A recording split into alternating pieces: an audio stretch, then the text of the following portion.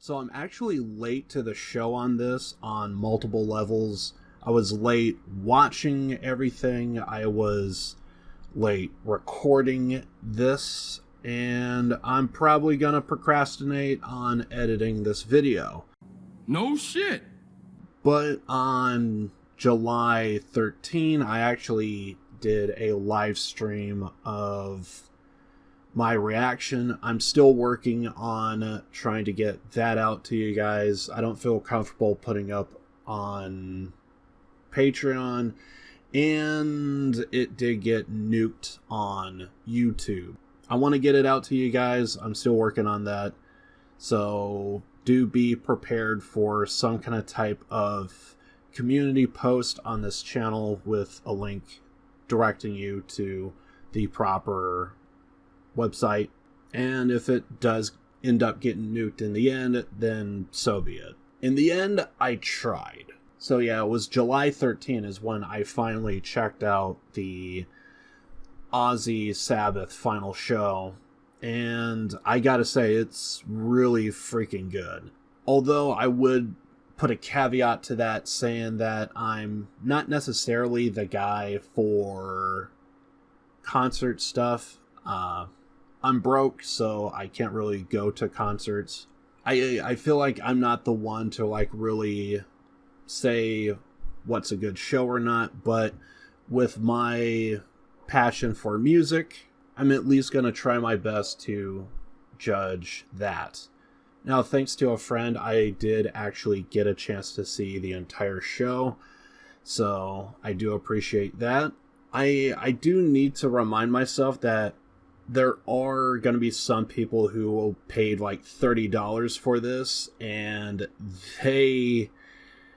I could imagine there was some unhappy people, mostly because in what I seen, I did feel like there was a couple of sets to where it felt like the mixing was off to some degree, at least in my opinion.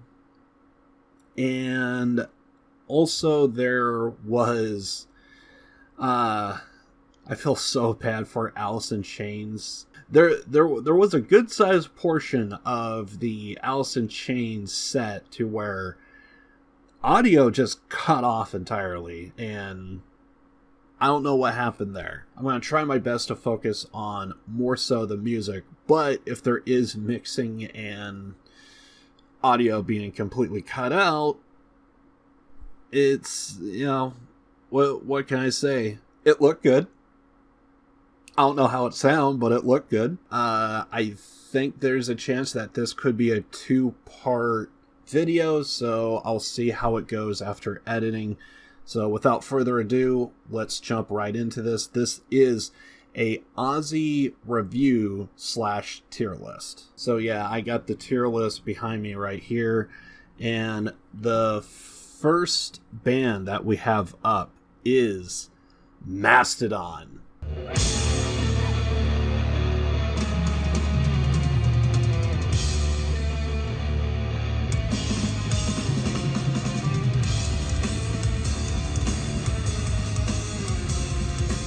So Mastodon is a band that I wasn't too familiar with.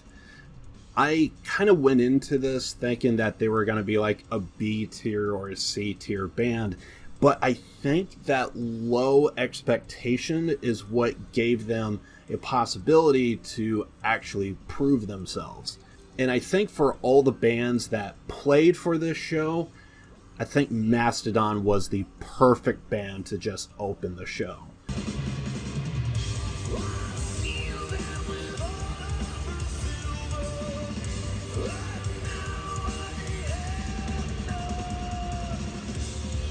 I wasn't too familiar with them, but I liked what I heard. It wasn't bad. From what I remember, the vocals were clean, loud, heavy distortion with the guitars. There was nothing here that said it was bad. They were just really fun, and I think because of that, I went in thinking that this was going to be like a B or a C tier band. But I think for me, I think I could put Mastodon at A tier for sure.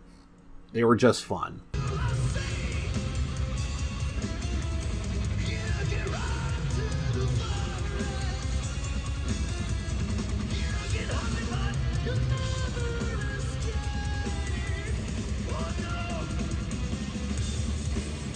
So next up, we actually have Rival Sons.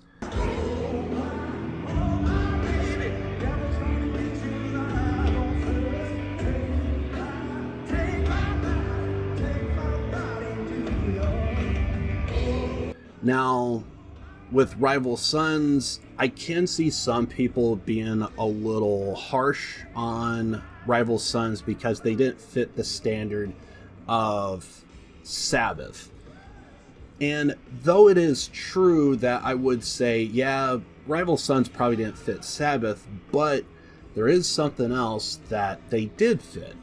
They did fit Earth. Now, if you know the history of Black Sabbath, you know about Earth.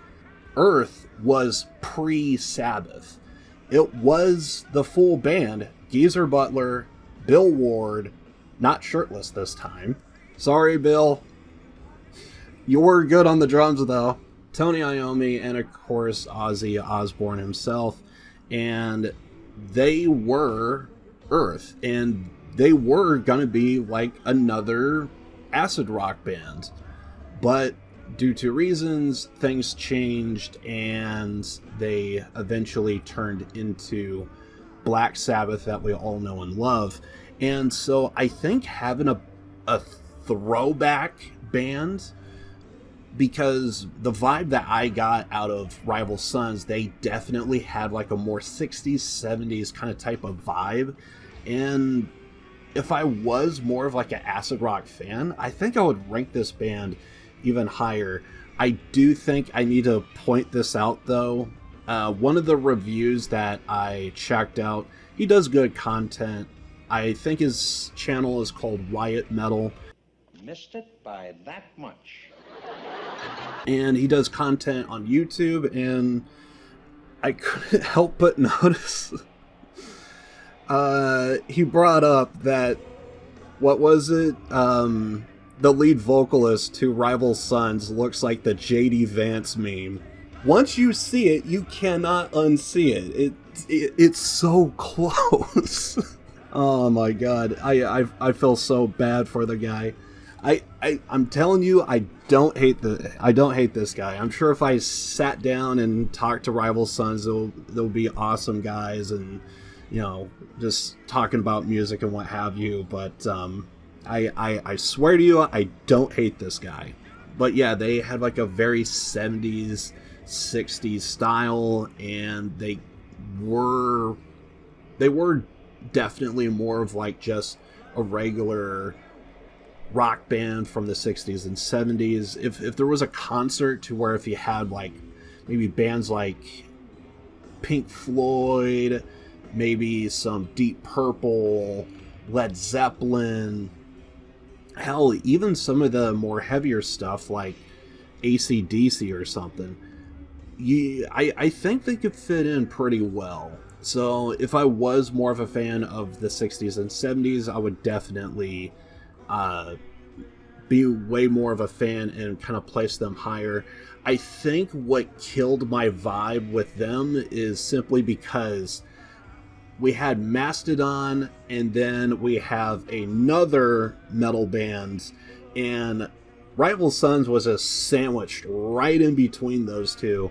And I think it would have helped if you had like other bands similar to that same style of having like an acid rock vibe, and I think it would have maybe helped, so that way you could kind of have like everything just kind of toned down for a bit, and then slowly as the show goes on, each band that comes out gets heavier and heavier and heavier. But sadly, though, that didn't happen. And it was with this particular set with Rival Sons that I did notice something else. I did notice, I don't know if there was like a reasoning behind it, but it was just like a small little detail I picked up on, and I couldn't help but notice they weren't the only band that did this. The Rival Sons lead vocalist, he didn't have shoes. He was walking around on stage completely barefoot. You need shoes. Why can't I bowl barefoot? Because we had a guy in here who bowled barefoot, fell, got a splinter, and sued us for $1.5 million. So the new rule is, you need shoes. So I don't know what the story is there. I don't know if someone stole his shoes. I don't know. So there might be a shoe thief running about backstage or something. But it was a small little detail that I noticed, and I kind of thought was funny, and this is not the last band to be completely barefoot. All in all, Rival Sons, I thought they were good overall, but if I was more into stoner rock, acid rock, I think I would have ranked them higher, but I think I'm going to feel comfortable putting them at B tier. Something tells me that the B tier is probably going to fill up quite a bit in this particular tier list. So next up, we have Anthrax.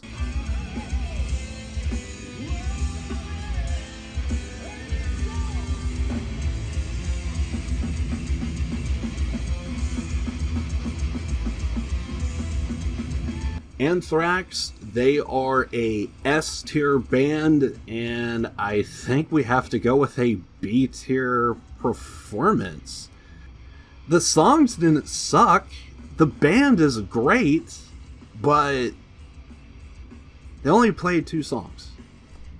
And it's one of those, it puts me in an awkward spot, because it's like,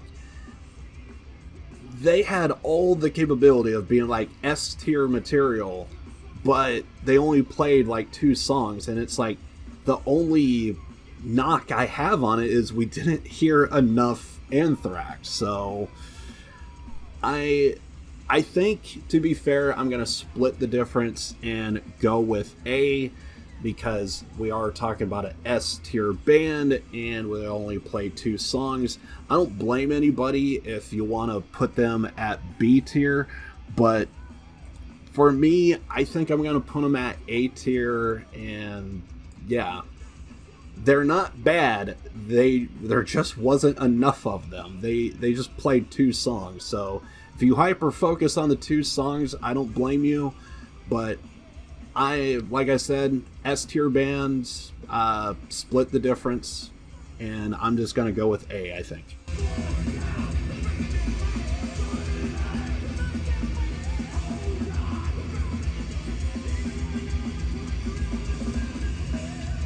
Next up, we have Hellstorm.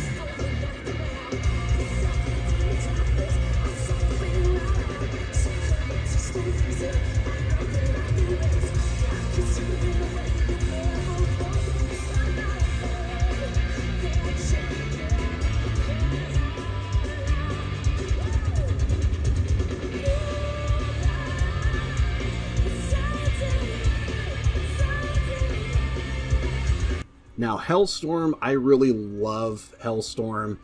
For me, they are definitely an A-tier band, in my opinion. They're not the greatest band on the planet, but they definitely have some heavy, good songs. For me in particular, the kind of type of music that I would recommend from Hellstorm is songs like A Freak Like Me.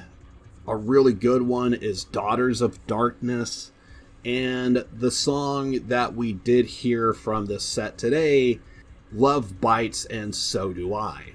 And really good song to start, but kind of similar with Anthrax. They only played like 3 songs. A lot of the bands that first came out, they really did have like 3 song sets for the most part. They only played like 3 songs. I'm kind of curious of what Hellstorm could have sounded like if they did like a 4 or 5 song set. And I guess I should also bring this up now, is I'm a fan of like old school heavy metal, so like clean vocals, heavy distortion, that's what I'm all about. For the most part, all the bands that we heard so far, I recall just hearing nothing but clean vocals, which is what I like.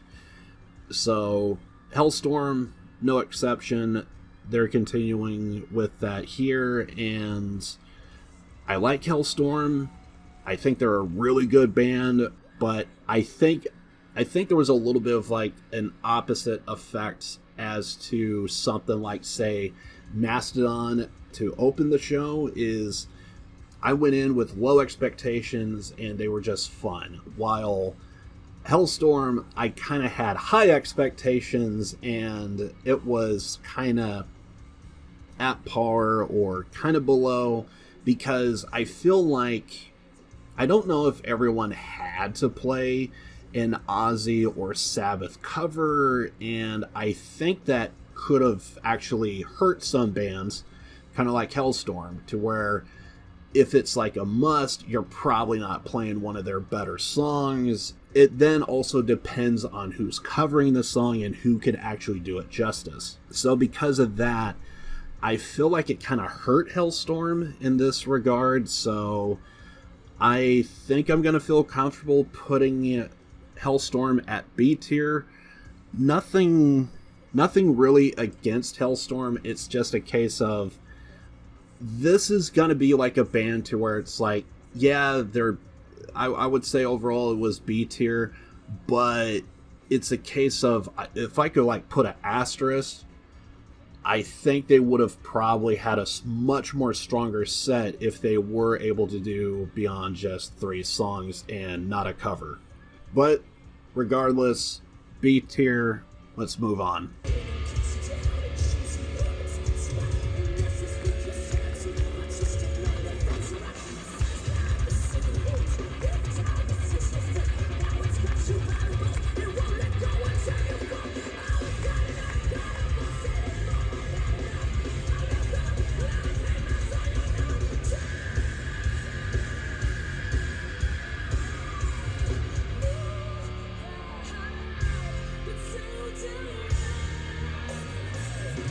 So next up, we have Lamb of God.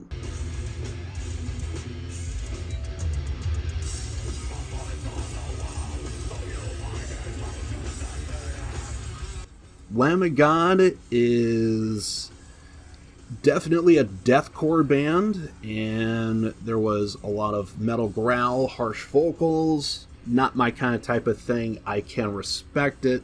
I am going to put Lamb of God at B tier, but before I move on, I couldn't help but notice at the end of the Lamb of God set, the dude ripped off his Jordans off his shoes and yeeted them right into the freaking crowd. And my first thought is, okay, so if there actually is a shoe thief and the rival's son's shoes got stolen, I think we may have found the culprit, because if this man doesn't care about his own shoes, what does that say about my shoes and their safety? Are they going to get yeeted into the front of the crowd? I don't know. So I think I have some questions.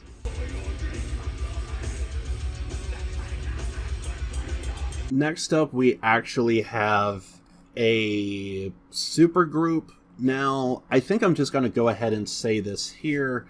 When it comes to the supergroups, I'm going to have to say across the board, it's just going to be B tier. Across the board, I'm just going to say that all the supergroups, they're just going to be B tier. It is what it is. They are just going to be fan service. Not a bad thing. It's just, it really depends on who is playing, what song is playing, and how much do you care. That's really what it boils down to.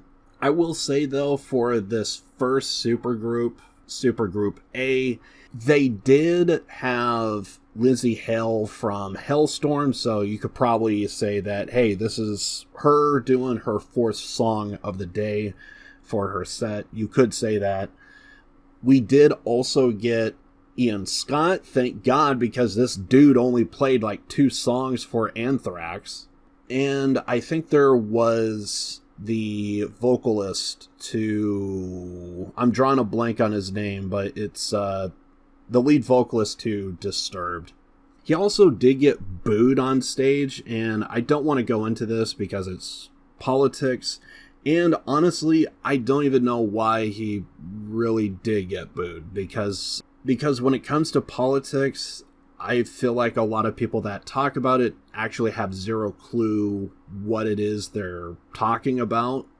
If you don't know what you're talking about, then just sit down and just let professionals take care of everything. I'm going to do the one thing that all those people that booed probably never did.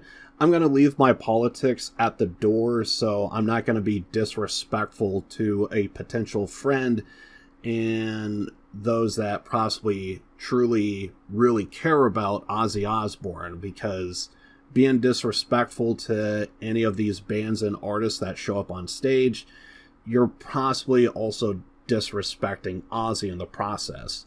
This is not your time to talk about politics. There's a time and a place, and today it should be about music and it should be about Ozzy. And if you really want to go there, then what if we just got rid of everyone who is very vocally political?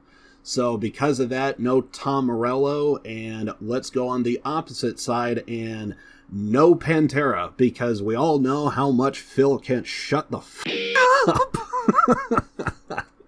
And here's the thing, even though I probably don't like either of these guys politically, putting that aside, Tom Morello, he's part of Rage Against the Machine, one of the biggest bands of all time, and who the doesn't like Pantera? But yeah, like I said, B tier to the supergroup, and let's move on. This is a good one. At least they would be good if I could hear them. So I forget at what song it cuts off, but Alice in Chains, they play a couple of songs and the audio just cuts out. So yeah, I don't know what to tell you. It looked good, but I can't tell you how it ended. With Alice in Chains, for me, I would say they're like a B tier kind of type of band, but given the audio issues, I guess if I want to be mean, I could easily just like put them at D tier or something. I mean, the songs they did play Man in a Box.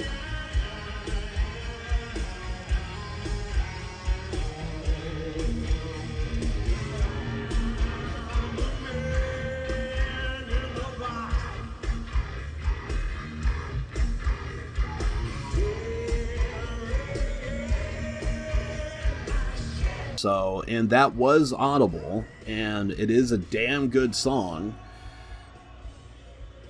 but the audio cut out, so I don't know. I think for Alice in Chains, given that the audio cut out and everything, I think it's not too harsh to put them in C tier just because of technical difficulties. Editing Liv here, so I'm just going to point this out that Alice in Chains set, they did only play 3 songs, and the cover song was the only one that got cut out. I'm still going to put them at C tier, and I still stand by everything else I said, but yeah, the cover song was the only one cut out. Alice in Chains, I'm going to put them in C tier because of technical difficulties. And next up, we actually have Gojira.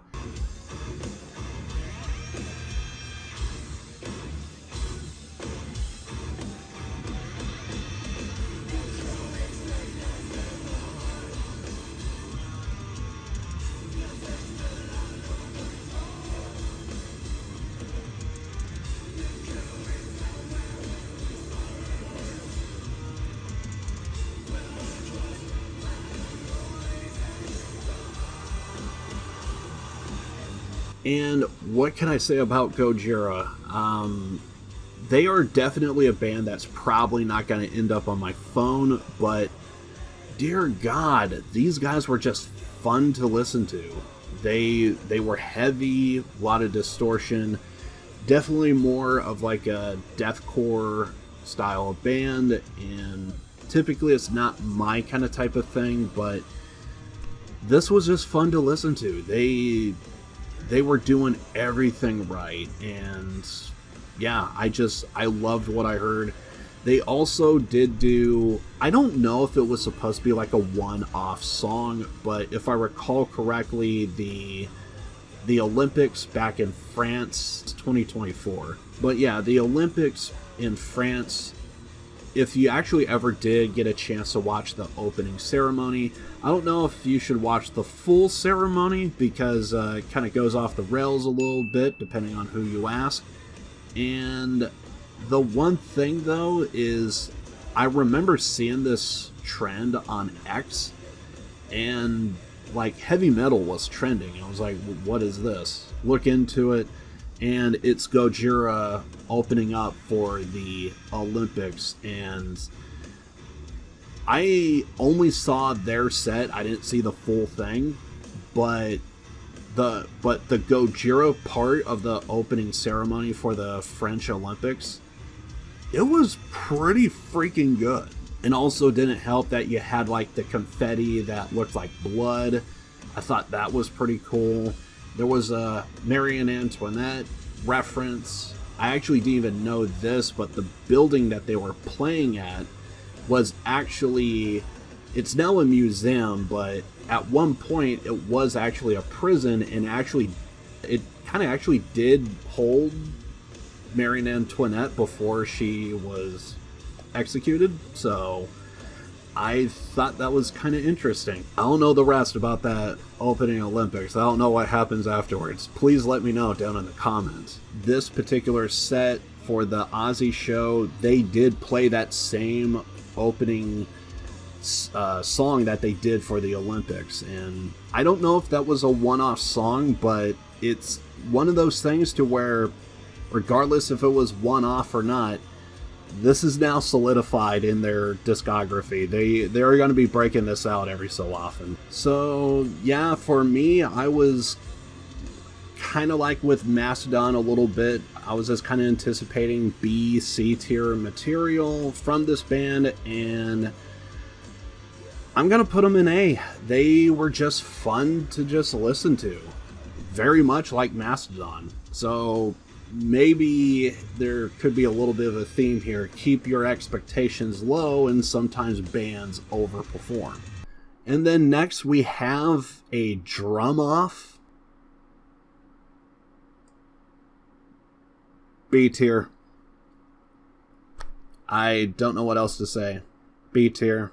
Move on. Okay, real talk. I think they only played like one song, and the three drummers that they brought in, they weren't bad. It was just, I guess I was kind of thinking that, oh, it's a drum off. You would probably have like three drummers, and maybe on occasion they would play off of one another to, you know, maybe make the song seem faster. Maybe it would make the song seem more bombastic to hear maybe like two drummers just like going at it, something like that. But they kind of did more of like a competition style drum off. So here's one drummer, he plays for a bit, and then they transition over to another drummer, he plays for a bit, and then the third, and then they go back.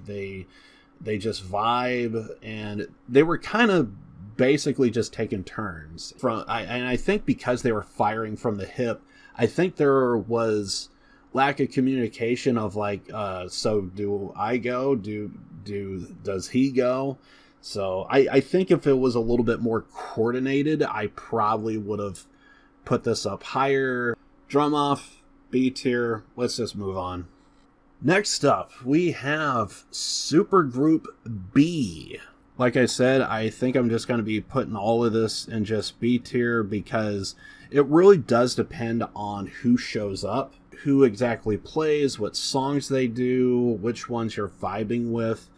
I will say, even though I was glad to see Lizzie Hale and Ian Scott in the Supergroup A, but I think easily the most stronger set would have been the Supergroup B. For Supergroup B, I'm not going to name off all the names, but I am going to name off the names that were significant to me.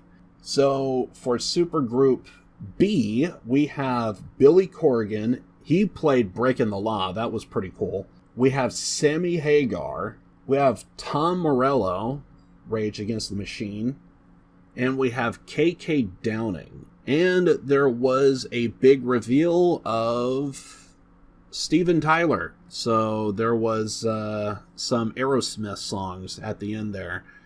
And yeah, I would say this was a way stronger set. The significance with KK Downing, for those that probably don't know, is he's the guitarist for Judas Priest. At least he was until he kind of left Judas Priest, and I think he has his own band now called KK Priest. It was awesome to see him here because, to my understanding, Judas Priest couldn't make the Ozzy Osbourne Black Sabbath final show. Yeah, Judas Priest, they weren't able to make it because, if I recall correctly, there was a Scorpions anniversary live show going on at some point. I thought I heard it was the same day as Sabbath's final show. You can't be two places at once. Rob Halford, Judas Priest, they wanted to be there for the show, but they couldn't because they had obligations with the Scorpions, so they had to do that show.